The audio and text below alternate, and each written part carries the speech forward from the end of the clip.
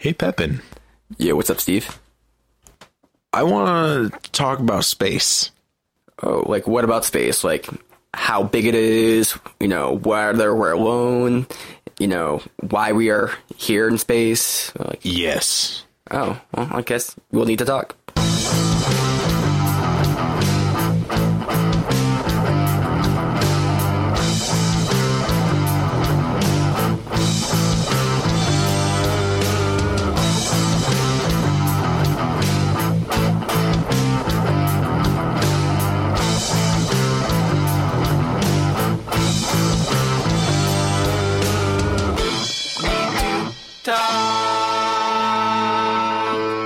Like, y'all are probably very used to working in R2, which is the coordinate system space. So, what was that again, G? Oh, there's a lot of space in math. We talk about what space we're looking at, right? So the one most people are probably familiar with is R2, which is the coordinate system. And we consider that a space. Is this like a geometrical kind of space? Just geometrical, yeah. I think topological is the more appropriate term. Is that like graphs? Yeah, but one in the coordinate system graphs that we're used to. Like a three-dimensional coordination? Well, that's a different space, right? You have R2 space, R3 space, R4 space, right? This is how we can calculate stuff in dimensions we can't even visualize. So these are conceptual spaces in a way, but they're describing actual spaces. Yeah. And you shrink it back down, you can describe spaces that you see, like 2 dimensions and whatnot. That was not what I was talking about. Oh. That's way more interesting. So would Euclidean space and... Oh my god, with the Euclides. What's the... it's not Myers-Briggs. What's the space that they came up with the special relativity? Einstein's? Yeah. It's Myers-Briggs is the personality test, right? Yeah. Okay. I'm thinking Milinski space or something like that. Finally, we talk about something I management. don't know many physics. Well, anyway, so the topic today is space. In all forms possible. Space bar. Space balls. Outer space. The spaces between these sentences. Wow. You just broke time. Not again. So, I mean, the main focus that I was thinking was something more along the lines of like outer space, if the planets, other galaxies, alien. I mean, to kick this off, space is fucking huge. We think just about, the space from here to the sun, and that's enormous. Then we start thinking about the space from here to another galaxy. That's enormous. Then we think about the space that contains our galaxy. That's we can't even fathom that. Are any of these distances even fathomable given our context? No. But we have no context to compare it to. Yeah. Then we see galaxies, rolling around galaxies, of winning the lottery, super galaxies. I feel like we just have the same conversation every week. So there's this space is just massive, and I don't even think we can comprehend it. Right. And of course, space goes little as well to the Planck scale, and we can't even comprehend that either. So what can we comprehend? About space? About anything? Well, plenty. Well, we can come to some conclusions, like if space is expanding and infinite, then is that not to say that all like there's nothing that wouldn't be possible within it? So is this the kind of claim that if space is infinite, then any possible kind of thing within that space is there? Like yeah, we can take it to even something as simple as aliens. Like, we can't be the only life out there. If there has to be other forms of life if space is infinite.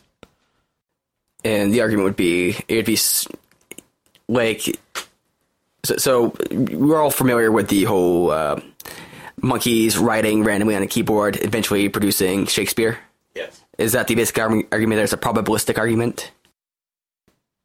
Yes. Okay. Numbers. I think that you could say that so infinity is like incomprehensible.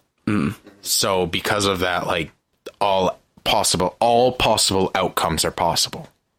Right. And all the impossible outcomes are possible in infinity. And G, would you agree with this statement?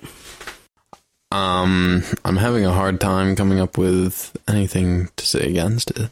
Maybe we should get a little more laser focused than infinity, because it's probably a little too broad to really make any claims against. It's important to talk about with space, though.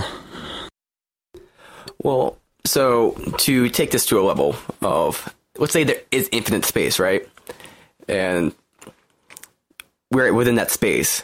We could just be a part of that space which is comprehensible. Are things comprehensible? Yes, but because in this random clutter of shit that's not comprehensible, there's bound to be a part which is comprehensible, and we're that small little part of infinity. That's deep. I guess so. That's wormhole deep. Now, does anybody else find space words dirty? Space words? Space words like black hole. Like that's about a butt. I mean, there are things that are defined about space, right, that we could say won't happen. I'm thinking about the infinity again. I'm sorry. What do you mean exactly? Right, like we've developed like we were talking about theory of relativity earlier, and we know celestial bodies are going to move and how they're going to move and according to what laws, and we don't suppose that to change. So the rules that govern physics are universal. Yes, but it would only take one instance in all of infinity of something different happening in order to completely turn those laws on their head. Yeah, but they'd modify it. They'd say, here's a special case where it doesn't, and then other than that, keeps doing it. Wow, so you're saying it's unbreakable? I mean, science, I think that's like what's special about science is that it's always like, yeah, this can change. And when it does, we'll find out for what reason, but we'll still be able to say, for the most part, it doesn't. Yeah. The whole thing that's annoying about quantum mechanics, for instance, is there's actually some probability that like anything can happen, right? So there's an example of, imagine a statue kind of like waving high to you, right? A statue's waving? How much LSD did you take? 2 tabs. But, it's got its arm up in the air. And so it seems improbable, impractical that the arm would suddenly just go down like that, just kind of wave down. But there's actually some probability, quantum mechanically that could happen. And there's actually a guy who calculated this out, and nerd. It's yes, and it's like I think it's greater than the length of the universe for it to occur, but there's still some probability of it happening. Yeah, I've heard like the same notion, like running into a wall, right? There's a slim possibility that you'll run right through it, right? But it's never ever going to happen. But probabilistically, it could happen. You'll probably just run up it and flip. Yeah, do a sick wall flip followed by a gainer. Yeah, use your free will. What's a gainer anyway? It's almost like a standing corkscrew. You're like doing like you're like flipping at like a 45-degree angle through the air. Oh, right? It's not like a full front flip. It's like you're spinning horizontally and vertically at the same time. That's probably pretty easy to do in space. Yeah, you might be slow. It might be hard to actually like get it started. Well, I don't know, because there's nothing, you have to push some, dancing and kind of that kind of stuff is based off pushing off stuff. And in space, it's kind of hard to push off something without going in that direction. Can't you push off the beat? Push off the beat? Just push off the beat. Are we talking like musically? Yeah. Yeah, I guess you could. I was actually talking about like growing a garden. Yes. I mean, you can probably change your trajectory a little bit, right? Like if you punch yourself in the side. What would an alien look like? Like a human, but with a really big head. Maybe less fingers or something. Like the thing on top of your neck? Yeah. No, and at the end of your penis. So I think your question about aliens is just one question about whether aliens exist, right? And there could be aliens, plenty of aliens that exist even in the galaxy. But the other question is, if they exist, are they intelligent? So we might find that there's alien life, say, on, let's say, solar system close to us. But that alien life may be Primitive. Never. Bacteria. Yeah, bacteria. And it could have no means of actually communicating with us. And, most alien life would assume would be more primitive. We're probably one of the few exceptions of alien life which is not primitive. So the question isn't, or maybe a better question is not whether alien life exists or not, because that I would guess a high probability on simple organisms, but probability of sentient life, little throwback stuff that we consider to have consciousness. Yeah. Life would be considered of, be able to communicate with us in a rational kind of way. Do aliens believe in God? Some probably. Wow. I mean, it's kind of a logical thing, right? But do they follow the Bible? No. Heathens. These are heathen aliens. Completely. So, do aliens go to hell? Hell doesn't exist. You just blew my mind. What? How did you go there? Well, I can't go to a non-existent place. Yeah, you can. Well, if the universe is infinite, anything's possible. Except for hell and heaven and God. What if those are more abstract concepts? Go on. So what if it's not, a literal place of burning fire, but rather like a like it burns when you pee. Yeah, like what if That's it's like hell? That's pretty much hell. Well, so is the argument there that we have these abstractions of, say, suffering or extreme suffering? We know what that is, right? And we take that and we just put it in this kind of ultimate demon concept or, amalgamation, just called suffering or total suffering or just annihilation or something like that. I mean, okay, so if a God exists, then there's no feasible way that we could ever conceptualize it. Whatever it is. So when I think of God, I don't think of it like a physical being, a man with a white beard looking from the clouds. I think of it more along the lines of like something that there's no possible way that I could ever conceive that has some sort of bearing over our life. Maybe not on the minute details section, but on the way of originally setting the ball in motion. And there's no way that we could ever conceptualize it. So does it even matter if it comes down to that? That's an absolutely great question. Yeah, I mean, I think some older thinkers thought of like God as like the clockmaker, right? Yeah, the founding fathers. Did they think of him like that? Yeah, they're all deists. I mean, I wouldn't say like the God, this in this instance, in my version of God, it's more like a spiritual thing where it's like God, you just add another O to it. It's good and evil. Like there's right and there's wrong. There's things that feel right and there's things that feel wrong. And in that sense, God lives and God exists everywhere because you know whether things are right or wrong. So this is very complex to dissect here. Because are you talking about reality? Is there something in reality which is good, or are we talking about within our own brains? And this is something we're feeling, psychologically. Both. I'm talking about in your heart, you feel that there are things that are right and there are things that are wrong, and they feel right or wrong. So that can come down to chemical reactions, like anything can be broken down to.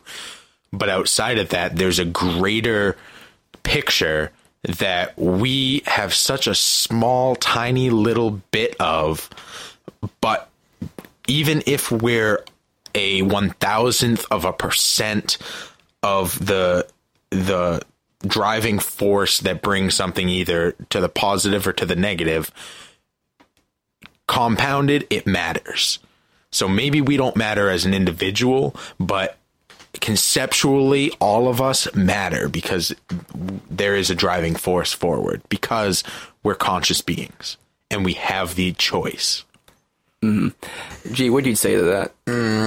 To me, I would say like right and wrong or good and evil is just a mix of social and biological conditioning. Yeah. I think we have 3 different kind of views on this, because my view is that concepts are non-existent, that they don't exist in reality. Now, we can talk about them in their relation to reality. Like, we talk about a map, and the map has some relation to, say, the layouts of the streets and, what's the topological kind of, land. But the map is not the reality. This map is not the place. In some way, I don't think concepts exist in reality. The map is not the place, but it represents the place. And if you want to get from point A to point B and you use the map, you can do so. And the place does exist. And the map does exist. And when you work with them together, then you can achieve something in both planes. And in this metaphor, what would be the map in, say, connection to God or goodness or what you're talking about? Your heart, like spiritual guidance, like being connected with both yourself and with the universe as a whole.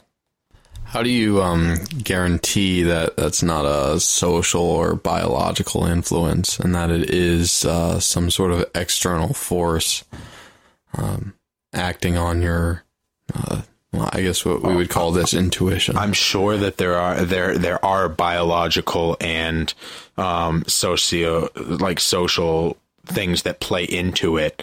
Like biologically, you can have somebody who is mentally deficient in some way, and it prevents them from being able to connect in that way.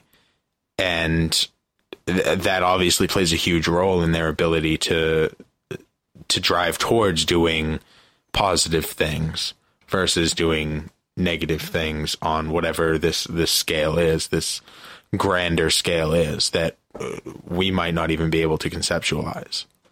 So the grander scale, I mean, let me tell me if I'm getting this right. So someone who is, say, mentally deficient would be unable to distinguish what is, say, good or bad on this grand scale because they wouldn't have the cognitive faculties to do so, right? But we have that faculty, that brain, the brains to do that. So we're able to distinguish between good and bad on this, in this, what do you call it, like an essence or metaphysical? Yeah, metaphysical essence. Mm-hmm. Okay. Yeah. And how do we contact or how do we interact with this metaphysical essence? We don't. We let it interact with us. So this is what I'm saying is that, there could be this metaphysical interaction, right? But how can you ensure that it's a metaphysical interaction and it's not coming from somewhere within? It is coming from within. Well, so to give an example, let's say imagine someone's having a vision. I mean, this is probably not what you're talking about, right? But this is a similar idea. Imagine someone's having a vision of, say, Jesus, and Jesus tells them to do something. Now, someone who is, say, highly Christian might say that vision is correct because Jesus, came down and, told him to do X, Y, Z. But, someone who might be skeptical might say, well, how do we know that vision's not, say, from a crazy LSD trip or, say, from a lack of sleep or psychosis or something like that? So what are the ways of distinguishing between kind of those two things? You should always be skeptical of everything. Especially when it comes to something spiritual. So if I see Jesus and he tells me to do something, I'm going to be skeptical of that, and I'm going to say, I'm going to ask myself, and I'm going to, if I have any doubt that this is like a true experience, and obviously I would, if I had that experience, I would say, okay, so there must be something mentally wrong with me, while this may be something that really is positive, and the message might have been something I should follow. the method that I got it in is screwed up, and it's not. It's unnatural in general, and at that point, I would seek medical assistance on the hallucinations. But I might still be able to take what the hallucinations gave me as information to heart and be able to work that into my life in some way. And you talked about a method there, like a method of kind of. So is that method consistent? Like, what would be the method exactly of determining if these hallucinations, like, if you need medical treatment or if you're actually kind of like, say, divine? I don't know, just CAT scan, like whatever. I would assume that I would assume that it's not a divine intervention in some way where like, oh, God contacted me directly, that seems ridiculous. But that doesn't mean that there's not good that you can pull from it at the same time. But it's kind of saying you could pull good from anything. Absolutely. And you should try to. Like, that doesn't quite relate to the concept, though. I mean, it's not necessarily a proof or disproof of, say, there being a metaphysical essence. Because there is no proof. It's not about proof. So science cares about proof and facts and driving forward with things that can be proven, and you can use math on it, things like that. But there are things in this world that math does not apply to. Yeah, I agree with that. See, he's a math major, but so that means I'm right. Oh, I mean, I love the arts. But, in matters of statements, right, it's almost like, now it just comes down to like, well, this could be or it couldn't be. And there's almost nowhere to go, I feel. Gideon, you said you took some philosophy courses, right? Yeah. And you're aware of, like, say, Platonism versus Aristotelianism? I mean, I'm aware of them both, Plato and Aristotle. I'm aware they exist. I'm not super versed. I know like some parts. What parts are you specifically referring to? So this kind of sounds similar to Plato said there was a world of perfect forms that was divine and kind of out there. And the philosopher was a person who had the ability to reach into or kind of see this perfect world of forms and to draw information from that world. And he went in, I think, a bit extreme in my opinion, where he said there's a perfect chair and a perfect bottle of hot sauce or a perfect X, Y, and Z. But the basic idea is, we never see a perfect circle in reality, but we have the idea of a perfect circle in our head. So how do we get that idea from our head? And Plato said we get the idea because before we're born, we see this kind of perfect circle in our heads. We can see it in this perfect realm. And I think he argued that's where kind of God was, because God is perfect. So does that relate to this at all? Not really. It's definitely an interesting, thought experiment. And I'm pretty familiar with that as far as Plato goes. But it's not on the same plane as what I'm talking about. So how is it different exactly? Like, to just tease out some of the differences for clarity. Perfection doesn't exist. Mm-hmm. It's not about like trying to be perfect. It's just about trying to be better than you are and to continue to do so. So, you like everybody's going to make mistakes but it's about looking back at that and being able to be critical with yourself and being able to ask questions and to be curious. Like, that's your responsibility, is to be curious and to continue to want to understand that which we'll never understand. So the conscious responsibility is a key aspect to it. So someone, because the ability to reflect is kind of like a conscious kind of thing. And, you have to kind of use reason a bit to kind of figure out, was this a bad thing? Was this a good thing? So that's an aspect of it.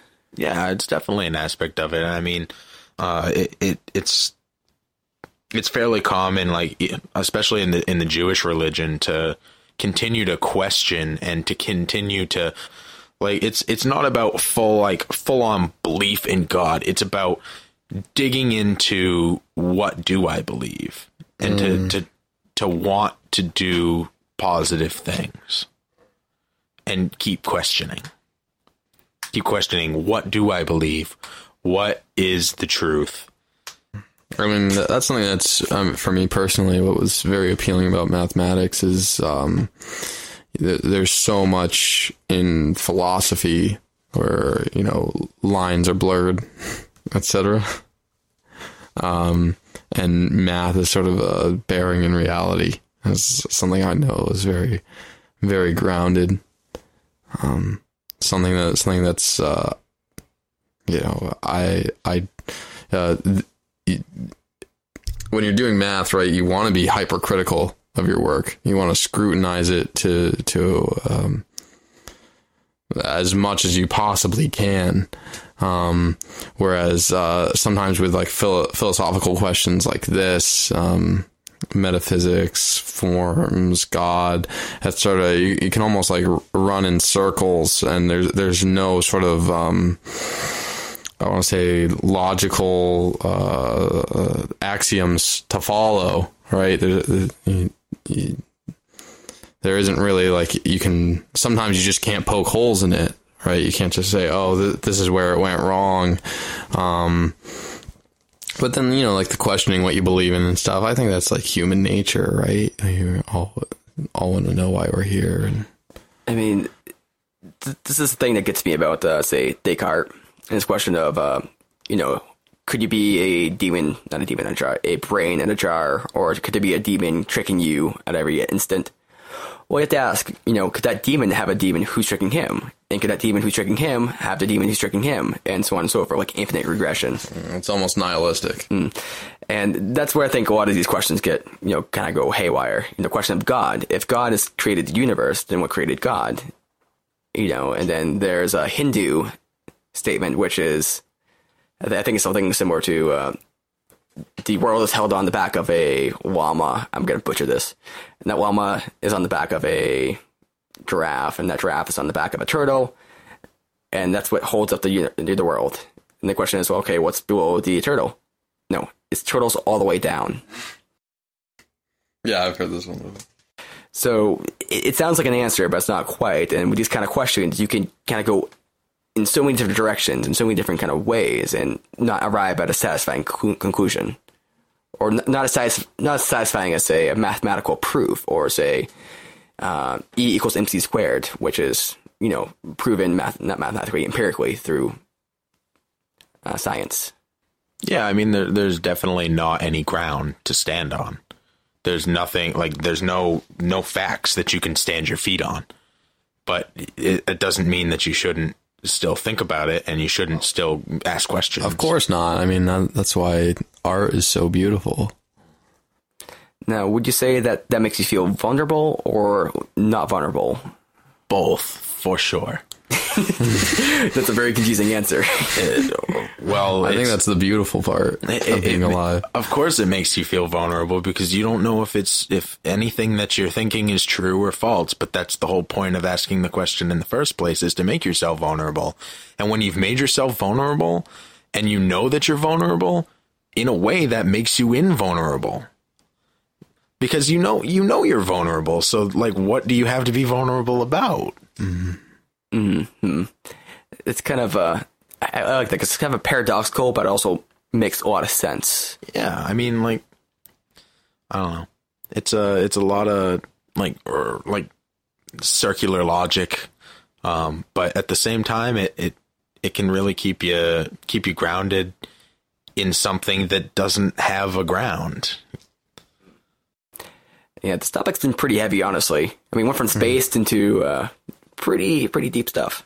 Yeah, and I mean, it's definitely an important topic. I don't really talk about the fact that I have religious tendencies within myself very much, because when most people hear religion, they get really turned off and they get really angry and they think that I'm stupid. And it's not about like organized religion and everybody praying together in a fixed place at a certain time of day, because that's when a specific being that's beyond my grasp is listening, but more about internal reflection on the world, how I affect the world, how I affect others, and what my effect is overall on everything that exists. And while it may be minimal in my own personal scale, on a grand scale, if everybody thought in a similar manner, if everybody acted in a similar manner, it would have such a huge difference. So it's my responsibility to take that into consideration, because 0.00001 magnified is worth so much. But what social or biological influences might be in play that would prevent someone else from thinking the very same way? Well, one of the ones he pointed out earlier was, say, retardation, cognitive, inability, ineptness might prevent that, because some reason, some kind of cognitive faculty are needed to kind of, discover what's right and wrong, discover, or, And I argue that makes my influence so much more meaningful, because I have the ability to reason. Therefore, it's my responsibility to use that, because other people aren't going to. And you could say I need to offset those that aren't going to, or will choose not to, or whatever. I mean, I think from my own personal view, I see the metaphorical importance of the spirit. But with all the knowledge and culture and biology, etc., in my mind, I don't see any need for the supposition of God. But the metaphorical spirit, I don't believe in this, actual metaphysical spirit to exist. But there's no better way to represent the artistic side of myself. It's a very useful metaphor, how I visualize the world and take in beauty, etc. God to me is the one. So everything's connected, all together, and that's God. God isn't an entity in any sense. It's the fact that everything exists. That's God. So why isn't that science, right? I've the more science and math I've studied, the more connected I feel on that spiritual in quotes level, where, we all come from the same stardust. We're all made up of the same molecules, more or less. There's no reason why. There's no, that's such a physical connection, and, the metaphorical comes easily from There's that. no reason why science and God can't be married like they used to be. Well, that's what I'm saying, is that, it's not, I don't see the need to distinguish some sort of omnipotent force in that it already is, and there are tangible things to be secure in those feelings. So just to draw this to a point about, because this is a little complex of an argument here. Oh, definitely. I would not use the word argument, but go on. I would use conversation. Conversation, because Einstein was, I can't think of the word now, but he believed that the universe is God, and that's similar to what G is saying right now. Pantheism, yeah. He was a pantheist, so he believed that the universe was God, and this was kind of a metaphorical position, but he also, believed that there was something just crazy, awesome, amazing. Like, he's quoted as saying, the most amazing thing is that the universe is comprehensible. Now, I think what Steve is saying is a bit more than pantheism. Is that correct? It's not just that the universe is God, but there's something within the universe which is, say, good or bad.